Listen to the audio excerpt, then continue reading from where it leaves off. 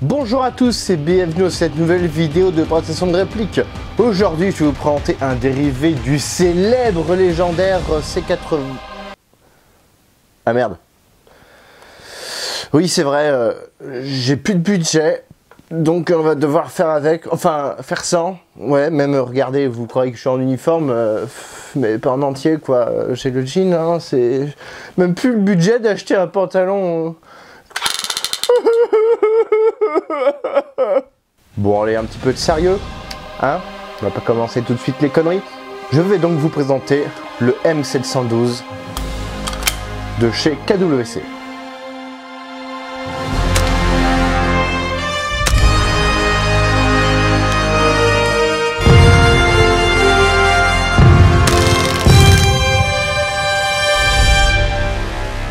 Avant de passer à la réplique, nous allons tout d'abord commencer par l'historique de l'arme originale. Contrairement à ce qu'on pourrait penser, le C96 n'est pas une invention de Monsieur Moser. Pour Moser C96, non, ce n'est pas lui. Ce sont deux employés, les frères Feerdele, qui sont à l'origine du premier prototype, ce qui provoqua d'ailleurs la colère du patron, Monsieur Moser, qui n'était pas d'accord avec ce qu'ils avaient proposé. Mais finalement, ils ont été jusqu'au bout, Moser a contribué à la finalisation du projet, et c'est pour ça qu'on a eu un premier prototype qui a été présenté le 15 mars 1895. Ce projet était même parrainé par l'empereur Guillaume II d'Allemagne. C'est une grosse pointure hein, quand même, hein.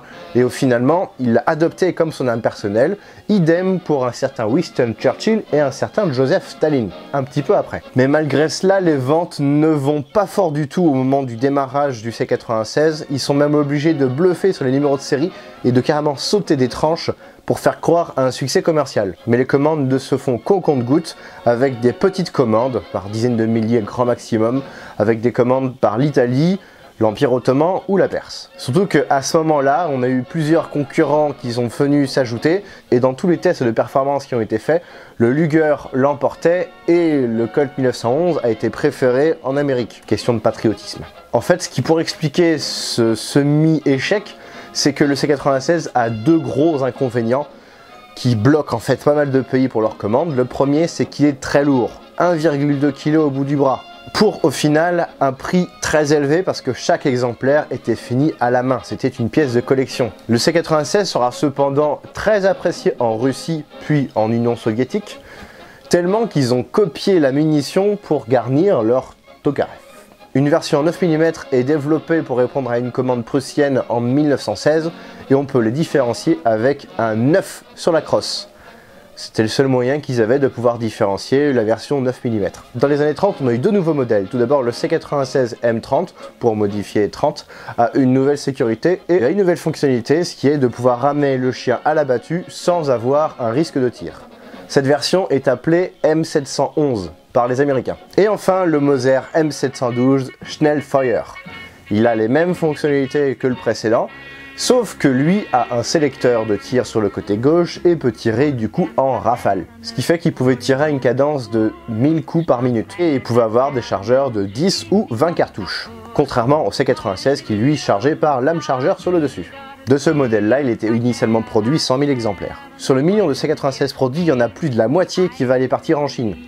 Parce qu'ils étaient très friands de ce pistolet, et ceci jusqu'en 1937, moment où le contrat va s'arrêter, mettant fin aux activités de la Moser Waffenfabrik. Un dernier lot de 12 000 exemplaires d'invendus sera utilisé pendant la Seconde Guerre mondiale, c'est pour ça qu'on peut le retrouver ponctuellement. Dans la culture cinématographique, on peut retrouver ce pistolet dans pas mal de films. Tout d'abord dans Le 5e élément, Aziz Lumière.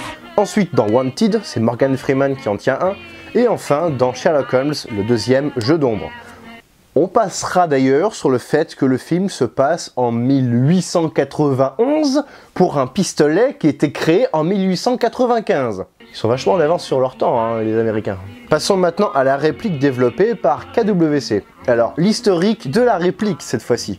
Tout d'abord, on a eu Marushin, HFC, Tercel, Umarex et maintenant KWC. A noter qu'à l'heure où je suis en train de tourner cette vidéo, WE est en train de nous pondre son Moser C96 M712. Le Tercel, comme le KWC, a des chargeurs longs uniquement, alors que le HFC a des chargeurs longs et courts. Peut-être que je vous le présenterai un jour parce que je l'ai. Alors vous allez enfin vous dire, chouette, une réplique qui peut passer en Première Guerre mondiale. Faux. En Première Guerre mondiale déjà, chargeur long, niet. Et ensuite, sélecteur de tir, ici, niet. C'est extrêmement difficile de le convertir en première guerre. Déjà, allez trouver des chargeurs qui sont compatibles avec ce modèle-là. Ensuite, enlevez le sélecteur de tir, remplacez-le par une plaque spéciale. Et enfin, vous allez enlever ce renfort qu'il y a ici, puisque à l'époque, il n'y avait qu'une seule partie là, qui était uniforme. Ici, nous avons une surépaisseur. Du coup, il faut en plus avoir un système de rechargement par le dessus, puisqu'à l'époque, le C96 était chargé par lame chargeur sur le dessus. L'anneau sous la crosse permet d'accrocher soit une dragonne, soit des clés. Peut être un super porte-clés, hein. Tu vas à la boulangerie comme ça, direct, t'imposes ton game. C'est assez rigolo. Ouais, je trouve que c'est meilleur porte-clés qui soit. Ah mais ça, dans la rue, ça passe crème. Alors vous voulez désarmer votre réplique manuellement comme le vrai? Eh ben je ne le vous conseille pas. Tout simplement parce que ici nous avons une petite pointe qui est l'extrémité du percuteur en fait, qui lorsque vous armez est légèrement avancée. Sauf que quand vous allez désarmer, j'enlève le chargeur quand même, c'est le marteau qui va aller taper sur ce petit percuteur. Sauf que ce petit percuteur est en appui direct avec la valve. Donc, c'est le meilleur moyen pour que si vous faites ça un peu trop brutalement, que vous tiriez à ce moment-là. Donc, pour désarmer votre réplique, vous allez finalement tirer la bille qu'il y a dans le canon. Pas cool. En fait, c'est comme pour le 1911 KWC. Il ne faut pas désarmer le marteau à la main comme ça. Vous voulez sécuriser votre réplique, alors enlevez le chargeur et percutez à vide. Ou alors, autre solution, utilisez la sûreté qui est prévue à cet effet, qui bloque l'action de la détente. A noter que cette sûreté ne peut être manipulée si le chien n'est pas alarmé. Là, ça sert à rien. Je disais tout à l'heure que le marteau venait s'écraser sur la petite tige du percuteur. En fait, pour pouvoir tirer, il va falloir au préalable armer la culasse.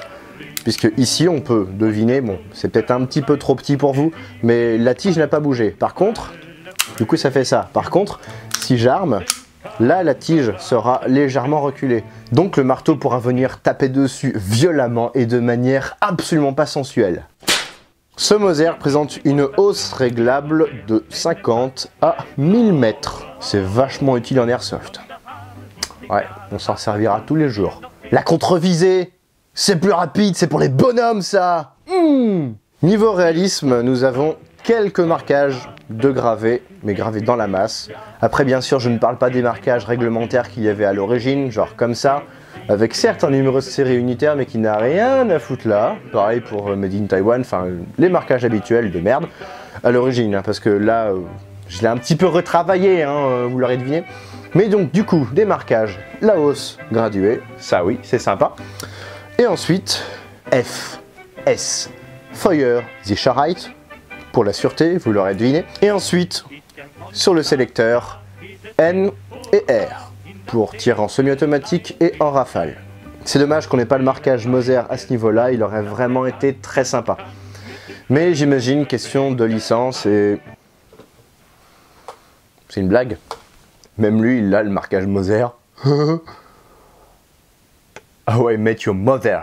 Ah ouais, c'est vrai, je l'avais déjà faite. C'est du réchauffé, ça. C'est pas bon. Pour un uniforme soviétique, faire du réchauffé, non, pas bon. Une chose m'interloque, par contre. Dans le pack, nous avons, bon, la boîte, évidemment, avec une notice très bien expliquée, très bien détaillée, avec un éclaté à la fin. J'y reviendrai dans quelques secondes. Un manuel d'utilisation des répliques à gaz, comme pour toutes les répliques françaises. Tiens, il y a une sparklette. Je sais plus si elle était livrée avec, hein, je pense pas, mais dans le doute. Nous avons une clé Allen, la même que pour toutes les autres clés de chez KWC. Donc cette clé est la même que pour le Luger et le Colt 1911 de chez KWC. Ça, c'est sympa. Et puis, oh, c'est...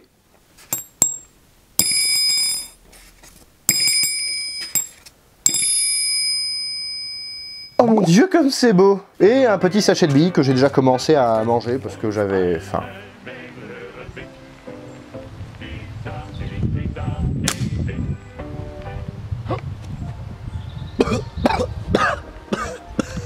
Mais là où vraiment il y a un truc qui me bloque, qui me choque, c'est que c'est pas avec ça que vous allez régler le hop-up. Pourtant il y a un trou. Regardez là sur la photo, il y a un trou pour le hop-up. Le hop-up, il y en a un. Il y a le joint, il y a l'endroit pour y accéder, il y a le trou, mais il n'y a pas la vis. Et non, le hop-up est fixe, non réglable, mais pourtant il y a le trou pour la vis. Et le trou en plus, il est bien fait, ils l'ont super bien travaillé, on sent qu'ils l'ont fait avec amour. Même dans les pornos, il n'y a pas des trous comme ça. En fait, c'est tout simplement parce que quand on tire à la 0,25, ça part déjà vers la Lune, du fait de sa puissance excessive. J'y reviendrai après. J'ai eu la confirmation par deux moyens de voir qu'il n'y avait effectivement pas de vis déjà d'origine. Déjà, elle n'est pas dans les clés techniques dont je parlais tout à l'heure. Et ensuite, naturellement, j'ai demandé là où je me suis acheté le pistolet chez Phoenix Airsoft, que je remercie d'ailleurs pour le petit coup de main, de vérifier que les autres modèles n'avaient pas la vis. Il faut faire quelque chose parce qu'un trou comme ça, c'est moche. Un trou, c'est fait pour être rebouché. Les hommes sont là pour combler des trous. Je crois que je vais me lever. Déjà que j'ai pas beaucoup de public féminin, je crois que je viens de le perdre. Donc en fait, il n'y a pas besoin de vis parce que ça part déjà vers la Lune avec de la 0,25. Et ensuite, on passe à la partie suivante de la vidéo. Quoi qu'il faut faire pour l'amélioration. Comme je disais, il faut tout d'abord combler le trou que nous avons à l'origine ici. Pour ce faire, j'ai pris une grosse vis d'ordinateur. Ouais, une vis d'ordinateur de capot. Que j'ai vissé de force dedans. L'avantage, c'est qu'il y a un gros pas de vis. Donc j'ai pu prendre un gros tournevis en priant naturellement pour que ça ne fende pas tout ce qu'il y a autour. Donc il faut bien vérifier que le diamètre est à peu près correct. Et donc je l'ai vissé, j'ai pris la Dremel, j'ai coupé la tête, tout simplement. Et j'ai fini par Dremel, puis lime et enfin un papier de verre. Après, deux solutions, soit vous repeignez, soit vous rebronzez. J'ai pris la deuxième option, évidemment, parce que j'ai rebronzé tout le reste avec. Deuxième option, les plaquettes. À l'origine était le plastique, mais léger et fragile, il constituait un hic. Afin de rendre le pistolet plus beau, il fallait un autre matériau. Ainsi, naturellement, mon choix se porta sur des plaquettes originales en bois. L'adaptation ne me prit pas plus d'une heure, la Dremel me permettant d'éviter la sueur. Bon, stop les verres, parce que là, les seuls verres que j'accepte, c'est ceux que je bois et que je vide. Ceci afin d'éviter d'avoir un petit peu trop de pression. Ceci était un message du comité d'alcooliques complètement anonyme, le caca. La modification des plaquettes permet de gagner un tout petit peu en poids, mais en tout cas, je trouve qu'on a une meilleure prise en main, la sensation est meilleure, c'est normal, c'est du bois. Après, j'ai dû réduire un tout petit peu l'épaisseur pour qu'elle passe dans la crosse d'origine, et du coup, il a fallu que je coupe un tout petit peu la vis, donc un petit coup de Dremel, encore une fois, et hop, on dégage la partie de vis en trop. A noter que la modification des plaquettes m'a pris en gros entre 1 et 2 heures, incluant la phase d'étude, puisque je ne sais pas du tout où j'allais. Les plaquettes sont faciles à trouver sur eBay, elles m'ont coûté 20 €, à plus les frais de port. Mais attention à ne pas prendre le modèle avec le marqué 9 dessus, parce que ici ce n'est pas un modèle censé représenter du 9 mm. Et puis en plus, mon pistolet, comme je l'ai abîmé, il est plus neuf. Ce qui fait qu'après modification des plaquettes, nous sommes à 1476 grammes avec le chargeur. Contrairement à la version d'avant, donc avec les plaquettes plastiques qui étaient à 1435.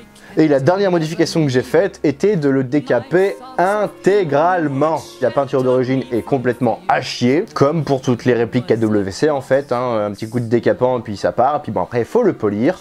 Et il faut le rebronzer. Après, pour les méthodes de polissage et de rebronzage, je vous invite à découvrir dans la description de cette vidéo le lien qui permet d'accéder à la chaîne YouTube de Chris Adam Custom.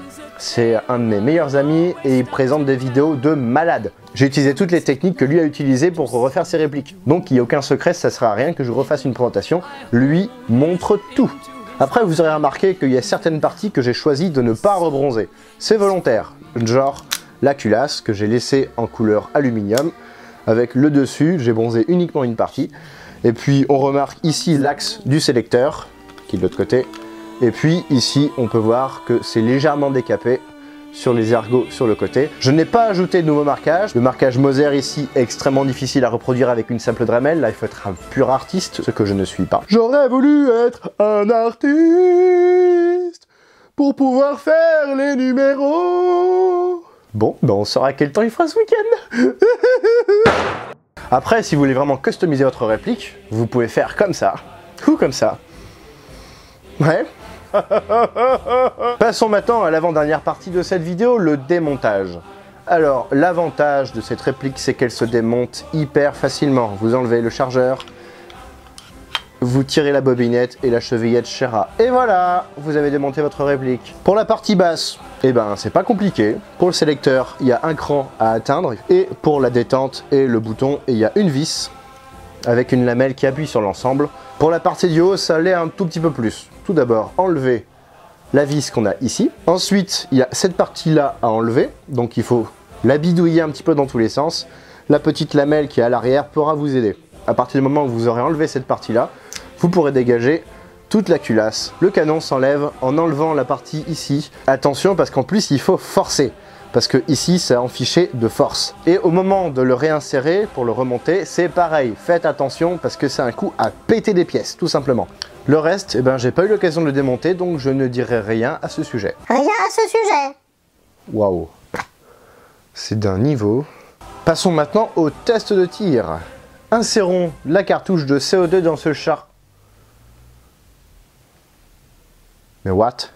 Ils nous ont pondu une pure réplique qui peut être customisable de manière très réaliste et ils nous font un chargeur comme celui-là.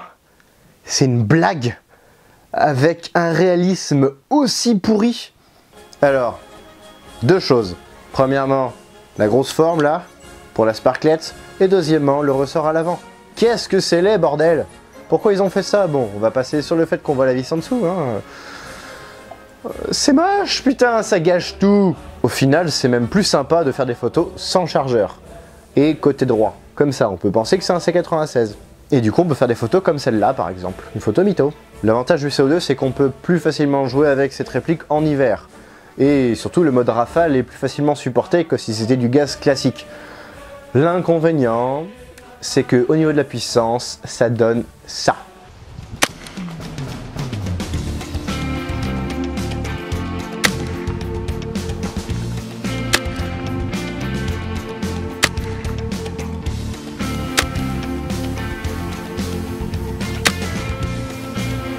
En fait, si vous voulez perdre vos amis, c'est le meilleur moyen. Perdre vos amis et récupérer leurs dents. Ouais, enfin, ce qu'il en reste. Ne jouez surtout pas avec cette réplique sans avoir trouvé un moyen fiable et efficace de le brider. Ce que je n'ai pas trop cherché, parce que je suis collectionneur plus que joueur, je ne vais pas jouer avec cette réplique. Par contre, pour faire du tir sur cible à l'occasion, ouais, là c'est sympa, là c'est marrant.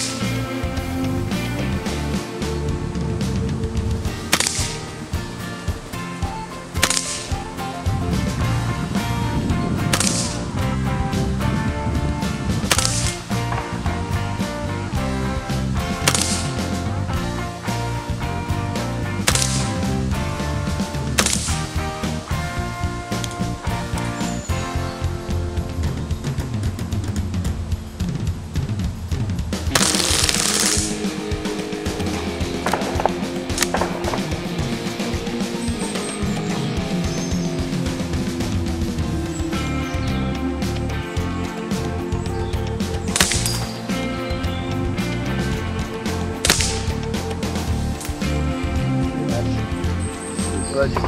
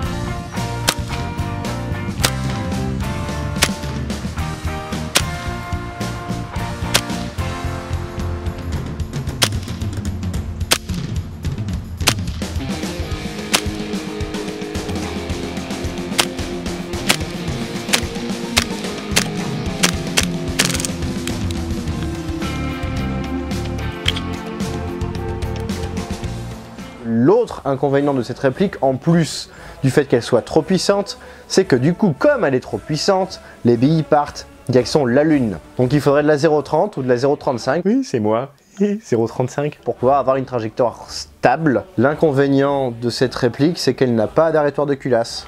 Donc vous ne saurez pas forcément quand vous êtes vide. On met 22 billes dans le chargeur, presque comme le vrai. Un vrai chargeur long fait 20 cartouches. Donc ça reste presque réaliste, on est presque en réel cap. Avec une sparklette de CO2, on peut tirer 2 à 3 chargeurs en fonction de votre cadence, de vos habitudes de tir, de la température qu'il fait et de la position de la Lune par rapport à Saturne. Vous avez pu remarquer que le mode en full auto n'est pas très précis. Ce mode rafale non précis est un petit peu comme le vrai. Ça, ils ont repris le réalisme au final. Regardez.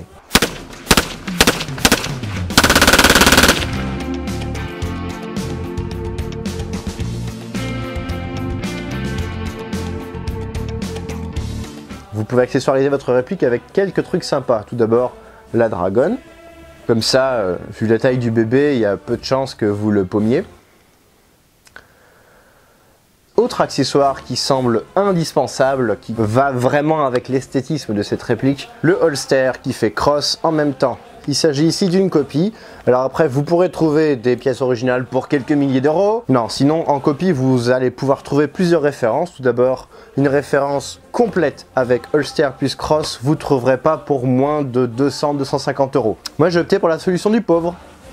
Ceci est un ensemble reconstitué. Bah oui, je fais la reconstitution, hein, quand même, faut pas déconner. Tout d'abord, la crosse d'un côté et l'holster en cuir avec l'outil de nettoyage à part. L'ensemble m'a coûté 120 euros avec les frais de port. L'inconvénient, c'est que j'ai dû aller chez le cordonnier pour faire adapter parce que on remarque ici un renfort de sangle en plus parce que ça ne fermait pas, ça s'arrêtait à ce niveau-là. Ceci parce que le holster est un peu sous-dimensionné, le holster en cuir. Et du coup, l'avantage de cet étui, c'est que ça peut servir de crosse. Il y a un petit bouton ici pour verrouiller la trappe.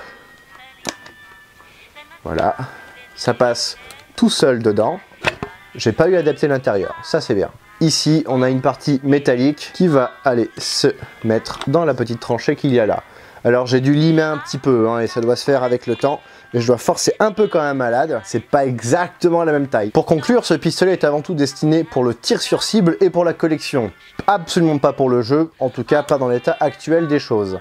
Au niveau du prix, il coûte à peu près 150 euros. Vous pourrez retrouver le lien de là où je l'ai trouvé dans la description de cette vidéo sur mon partenaire Phoenix Airsoft qui m'a accordé une petite réduction pour l'occasion. Voici ce qui conclut cette vidéo de présentation de réplique, j'espère qu'elle vous aura plu. Si c'est le cas, n'hésitez pas à le montrer à l'aide d'un pouce vers le ciel, en plus bleu. Voilà pourquoi ils sont bleus les pouces sur YouTube. À laisser un commentaire, à vous abonner à ma chaîne si ce n'est pas déjà fait, et je profite aussi pour répondre à la question que plein de monde va me poser, qu'est-ce que tu fous avec une réplique allemande et un uniforme soviétique? C'est pas logique. Eh ben si, il y a une logique. Regardez cette photo. D'ailleurs, je remercie Flavio qui me l'a fourni, parce que du coup, ouais, je dois dégainer aussi le premier pour éviter les rageux, et faut juste pas oublier que moi aussi, je tiens au premier.